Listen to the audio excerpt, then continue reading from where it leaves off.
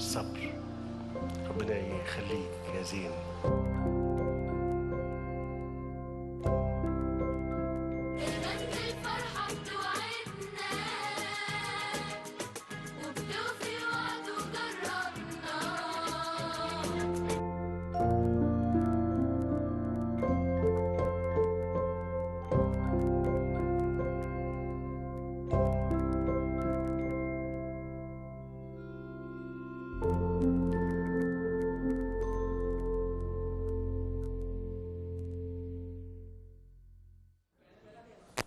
Welcome back, ladies and gentlemen. Now, in today's episode, we are focusing on one topic, which is the swearing in of President Abdel al-Sisi for a third presidential term yesterday.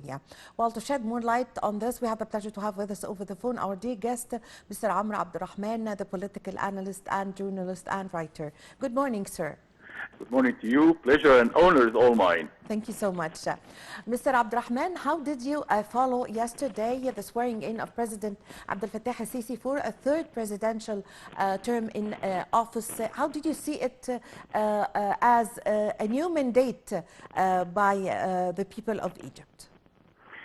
Each and every one of us, as Egyptians, we have felt a very special and significant feeling as we have witnessed a significant and historical day. Historical that connected to the future, our future as Egyptians, as we are witnessing the beginning of a new phase in building the new republic, which represents a new start towards the dream that we are all yearning to achieve. We are all sharing efforts to build all together. We have felt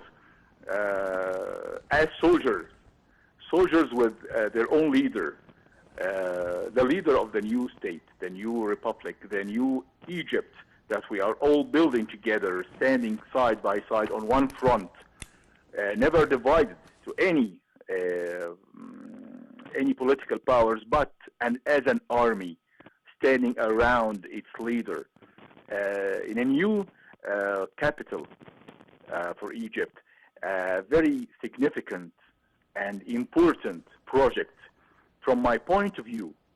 A new capital is a true meaning of a new state, a new republic, a new Egypt that we are seeking to build.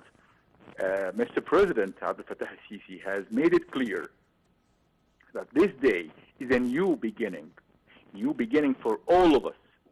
And I believe that starting from yesterday, we are witnessing very significant events, and we need to concentrate efforts together side by side as the same oath we have given to the president since day one of his presidency, as soldiers, as an army, a whole nation of an army, each and every one as soldier in his post, me, you, each and every one of us, standing on his post as a soldier, taking the lead and taking the chance. I believe such a chance so many nations do not have in their history. We have already succeeded to preserve our national security, our borders, our strategic borders, our independence in a time that so many countries all around us have already disappeared or divided, just gone in the thin air on the map. But we are the strongest army, and we are, as a nation of all soldiers, we have preserved our own nation, our own land. This land deserves from us to stand side by side, and again, never divided by any political powers, but only as an army. We have given that oath to Mr. President, and we are protecting that oath with our own lives as soldiers. And it's time for us to move on, move forward. We are under pressures, heavy pressures from the same powers that tried to apply on us what they have succeeded around us, but they couldn't. They couldn't because we are the strongest army, the true rock in this region. On this rock, we have succeeded, and on this rock, the agendas were broken and smashed upon this rock.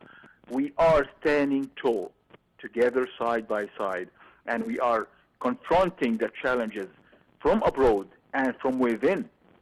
The abroad powers, they have arms inside, and we have to fight back against the two sides of one coin.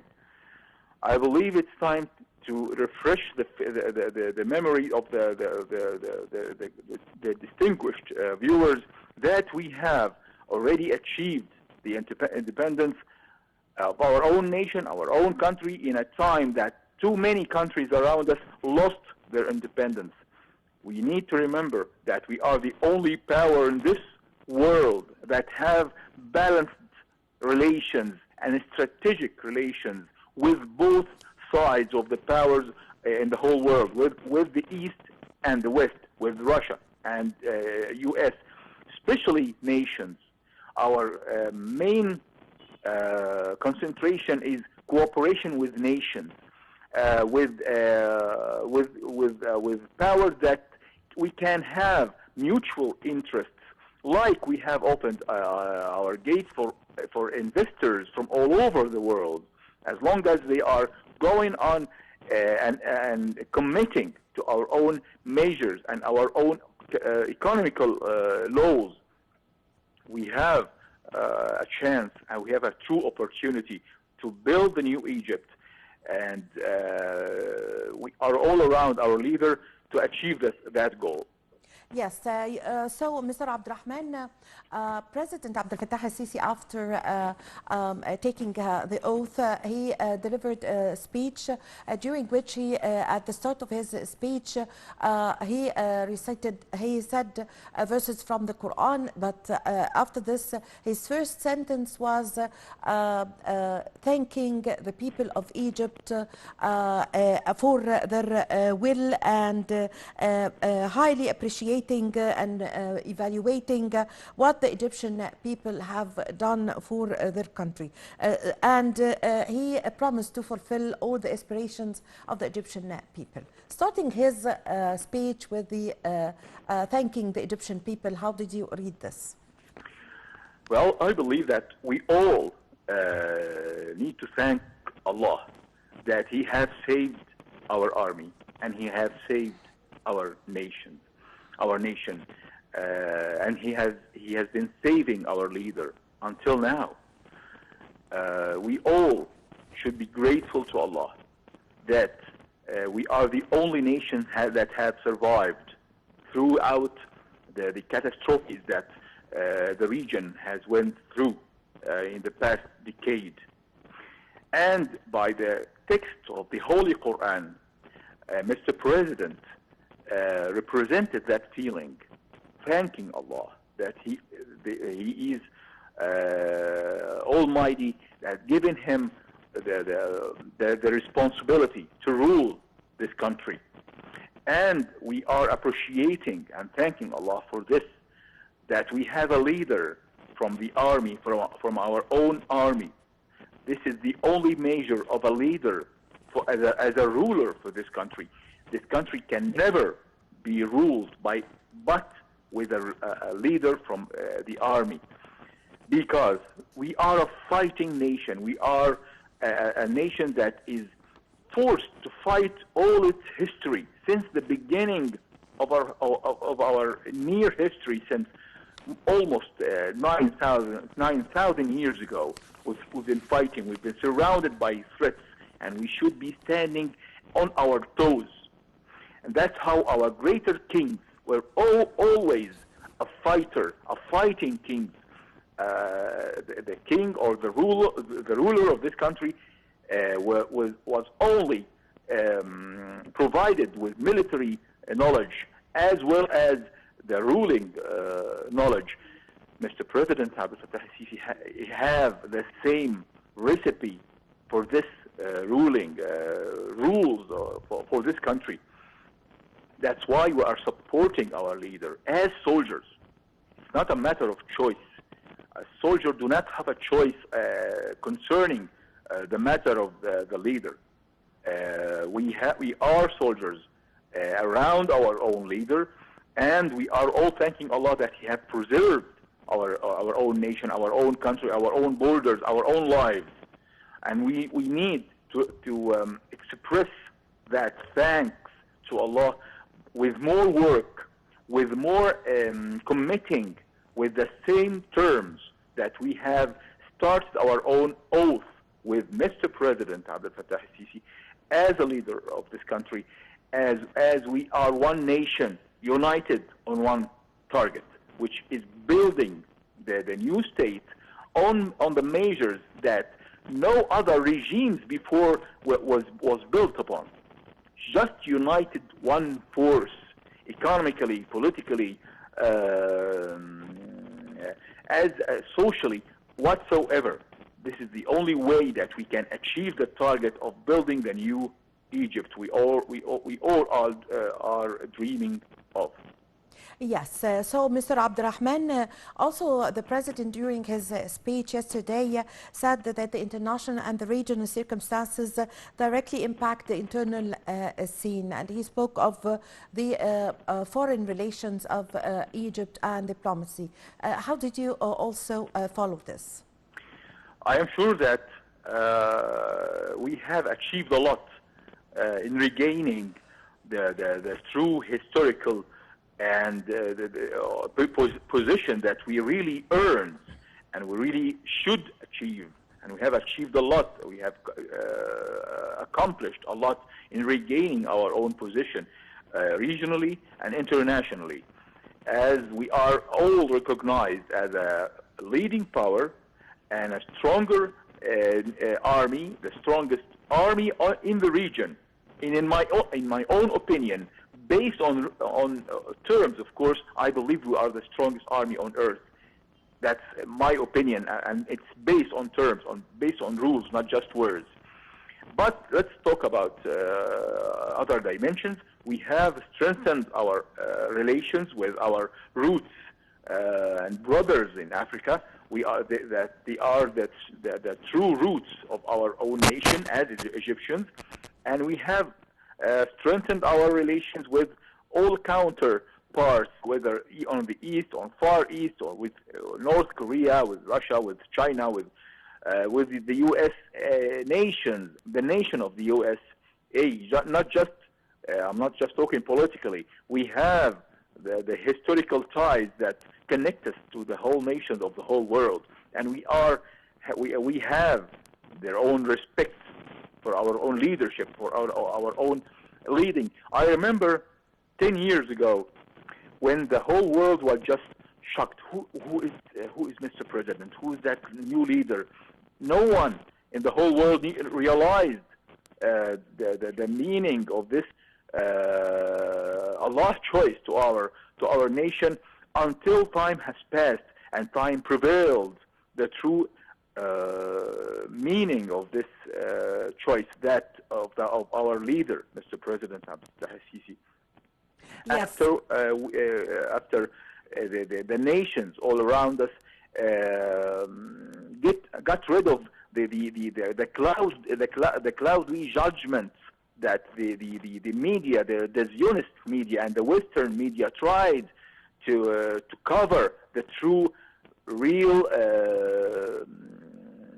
speciality of our leadership, and now the whole nations realize the meaning and the great choice that Egypt has accomplished by choosing Mr. President Abdel Fattah al-Sisi. We have this common vision all around the nations, all around the world. Yes, Mr. Abdurrahman, also during President Abdel Fattah al-Sisi's speech yesterday, he also spoke of a very important point, which is the private sector and its participation in various development fields and is to be expanded during the coming phase. How did you follow this? I believe that the success of the private sector can never be achieved unless we have that coordination between the governmental sector and the private sector as two wings for one bird, one identity. We need to remember here that the mega projects that we have accomplished, we would never do those mega projects without the military association. Only the military association that have succeeded in achieving such brave moves, brave projects, with a brave heart, that such a military association that have that brave heart of the military association, given it the will to build and to go further, go far, even far from any other regime have ever went. We have built our own mega projects in Sinai, in Upper Egypt, in Matruh, in the western bank of Misr, of Egypt, on the eastern bank. We had the great project like Tushka, that we have went through stones. We have broken stones and mountains to build this Tushka project. One project that the past regime couldn't have the heart to start, and we have achieved it thanks to the military association. And that's how I see it. I see it as a recipe between the three powers: the economical power, the military association, economical military association, and the private sector and the governmental sector. That's, by the way, this is the only way to maintain stability of the nation. The only way to preserve the stability of the Egyptian family. Yes, to protect yes, the Egyptian sectors from monopolism, from the greed of some of the economical powers within the country. This is the only way we can preserve national security, is by the leading role of the military association, along with the cooperation of the private sector companies and the governmental companies. Yes, Mr. Abdurrahman, also, if we go through the achievements that are made by President Abdel Fattah al-Sisi since he came to office in several fields, if we start with the new cities and the integrated cities, like the new administrative capital, of course, it was very significant yesterday. This is not only a normal city, but it's going to be the capital. It started yesterday to be the capital of Egypt, and it's very soon it's going to be all its projects will be completed. So give us an idea about the integrated cities that has been established since President Abdel Fattah al-Sisi came to office, like the new administrative capital, the New Alamein city, the Galala Plateau city. Give us an idea about the new cities. Our own new cities are more than 25 new cities. Yes. Spread all over the Republic, and of course headed by the new capital. We had the new capital of Egypt, the true Egyptian capital, for the first time since even more than 5,000 years. This is the first Egyptian capital. Let me give you a piece of information here, please. That Cairo was not built by Egyptians. Cairo was built by the Fatimids, which are not Egyptians, which are not Arabs. They are Persian. Egypt didn't have a true Egyptian capital since more than 5,000 years. I'm talking about since months, since the ancient capitals of Egypt, like Tanis and Mans and Tiba. We have the first new capital of Egypt since 5,000 years ago. And this is all by itself a true important achievement for our own nation, our own leader, that we are regaining our own identity. We are regaining our identity as Egyptians, the great mix of African, Arabic, and Egyptian nation. This spirit should be spread and cultivated in each and every mind of each and every Egyptian citizen on this ground. We need to let go of the Western influences, whether politically, whether economically. We need to start our own, building our own personality of Egypt, like Dr. Gamal Hamdan have mentioned years ago. Yes, Mr. Abdurrahman, also linking, if we are speaking about the integrated cities, also the president was keen during the national makeup projects to link all the integrated cities, the 25 new cities that were established in Egypt in several governorates, to link them with each other. For example, linking the new Alamein city in the north coast with the Al Ain al-Sukhna city or the Galala plateau. So how do you see this being aware of linking and connecting the cities with each other? That represents a higher vision, not just building, not just taking the decision of starting to build a city here or a city there. We have a vision. The leadership has a vision, a strategic vision, and connecting those cities with the new net of transportation roads and those roads, by the way,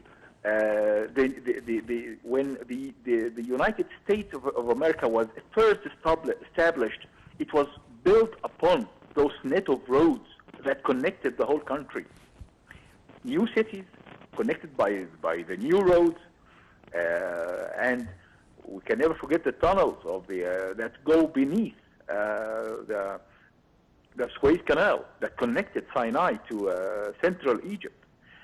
We have a common vision, a higher vision that is seeking how to make it best of our own position as the gate of the continent of Africa, the African continent, and the leading position geographically in the Arabic East and in the Middle East. Yes.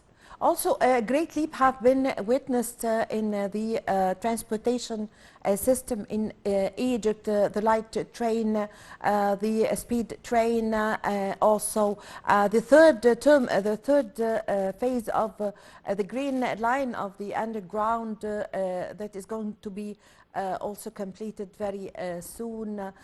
Also the monorail, several transportation systems, the new trains, cartridges that have been exported in order to facilitate the movement of the citizens. Well, I believe, I remember how 30 years ago or 25 years ago, we were so happy with only one line of transportation of the metro. But now we have too many lines on with modern transportations on the highest levels,